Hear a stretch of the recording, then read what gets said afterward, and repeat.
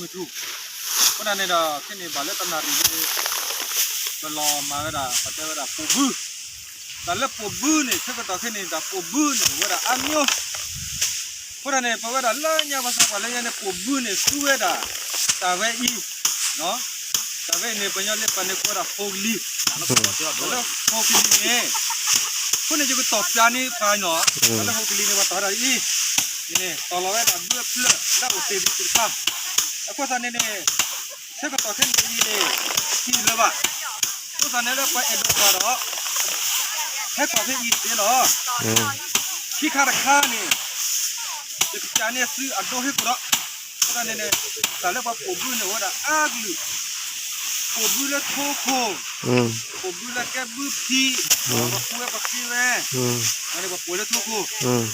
นี่เสกต่อแค่เสกต่อเรื่องนี้ว่าผมดูแล้วสิบุเนี่ยว่ากูอะไรแล้วกูลาบื้อลาบื้อเนี่ยวันลาเหรอแล้ววันลาเนี่ยคือเนาะว่ากูอะไรเพิ่งเว้ยตอนนี้เนาะตอบจานนี้ซื้อแล้วผมมีอยู่เนาะสามเลยแล้วหกลีแล้วต่อเนี่ยหกลีเนี่ยว่าต่อได้ดีหน่อยต้องใช้ร้อยได้ดีน้อยเนี่ยอันนี้นะพอมาเราเตะไว้ได้บื้อพอมาเราเตะเพื่อซะวีดีก็เนี่ยก็ช่วยเราโบ้แล้วก็ช่วยเราโบ้ก็ดูที่เนาะที่กันเจ็บ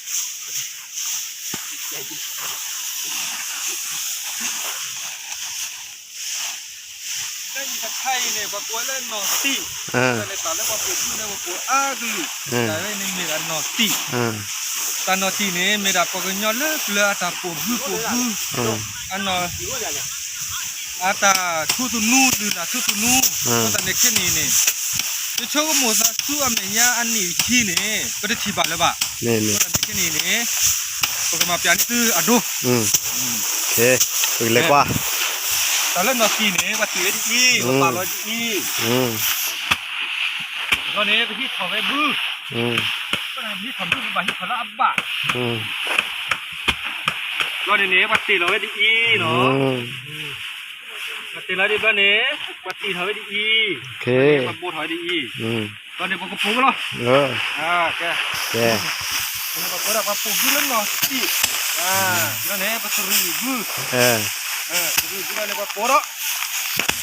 ว่าแต่เราว่าปูบื้อแล้วเนาะตีก็ตอนนี้เนี่ยปัญญาตาอมูแค่นี้สุแค่นี้เนี่ยไปเอ็ดดอลละเคล่ก็ตอนนี้เคล่เนี่ยมาดิเลยปฏิเนื้อเลยกาบูตอนนั้นน่ะกาปะโกเลยจนเนี่ยลมบูอ่ะตอนนั้นเนี่ยก็ได้ที่เนี่ยว่าแต่ละกาละกับโอ้บูเนี่ยตัวอ่ะคนเนี่ยว่าสู้อะไรกาเลยมันหน่อยจ้าหรอคนเนี่ยว่าปวดอีแล้วเนี่ยว่าตุรุเว้ยตุรุแล้วเนี่ยอาสาเพลินเลยวันนี้ตัดตื่นไปดอกการค้าปะโกเลยปะจูบูเนี่ยปะจูดอกกุหลาบเว้ยเนี่ยปะตาเลยปะปูบูเนี่ยปะปูเตะอักลึปะโกปูบูจูบูเนาะต่อบูปะโกตอนนี้เนี่ยมีราปะเนาะอัลลูลาทุกนู่นละเปลือกปุกุยเล็บเลยที่นี่ตาเวโพลีจะช่วยมุสายก็ตาที่จะภายในช่วงเมียนี่ที่เป็นที่บาเลวะไม่เพราะตอนนี้เนี่ยไม่เอดูทีนี่ว่าไม่ใช่มาคือเดี๋ยวจอดเดี๋ยวหยุดรอนะที่จอดเตะเดี๋ยวจอดเตะเต้นสิเลยมาเลยหยุดรอเนี่ยเวลาเดี๋ยวจอดเตะแบบมันแหละสวัสดีครับพี่น้องวันนี้ลูกค้าก็เราก็มาตีข้าวครับตีข้าวเมื่อเช้านี่เป็นน้ำค้านเราเลยตีข้าวไม่ได้ตีไปได้นิดหน่อยต่อมาประมาณถ้าเที่ยวเราตีข้าวเสร็จเราก็ขอถ้าประมาณถ้าชั่วโมงนึงประมาณถ้าเดี๋ยวนี้ก็ไปประมาณถ้าบ่ายโมงกว่านี่เราลงมือทำงานนะครับวันนี้ทำงานเกี่ยวกับการตีข้าวการตีข้าวน่ะมีหลายแบบแบบแรกก็คือแบบการตีข้าวแบบนี้นะครับแบบนี้อันนี้เป็นแบบของสมัยโบราณนะเป็นแบบของสมัยโบราณที่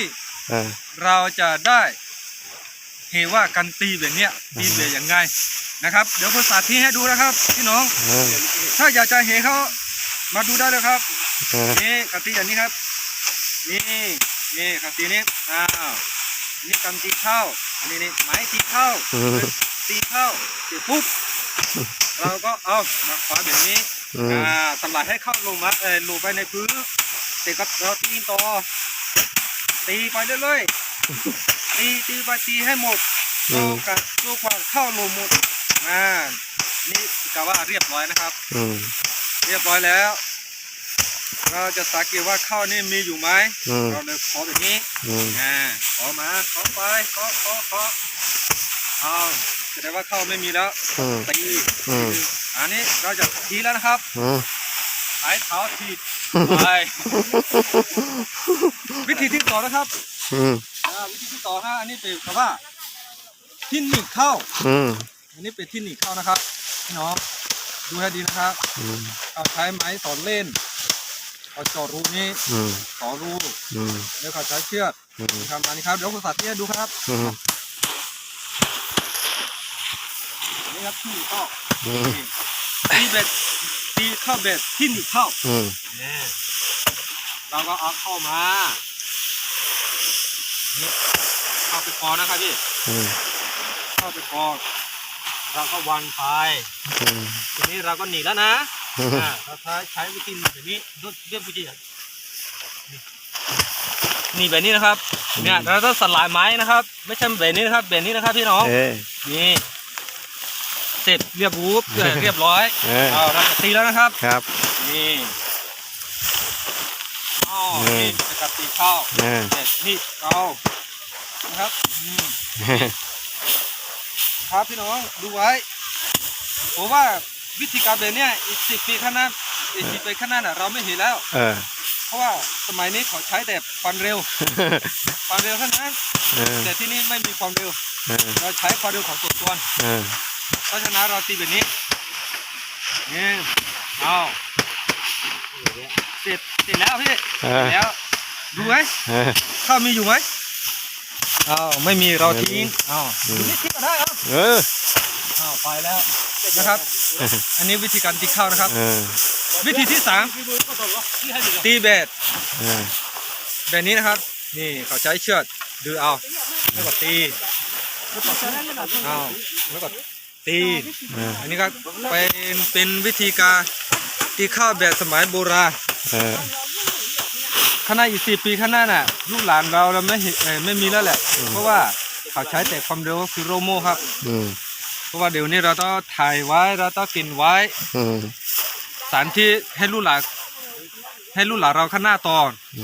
ว่าการตีข้าวแบบสมัยโบราณตียังไงเขาตียังไงเขาทำยังไงเขาทำแบบไหนให้แบบข้าวจะได้หมกนะครับขอบครับใครน้ำว่าหนึ่งถ้าแพ้หนึ่ง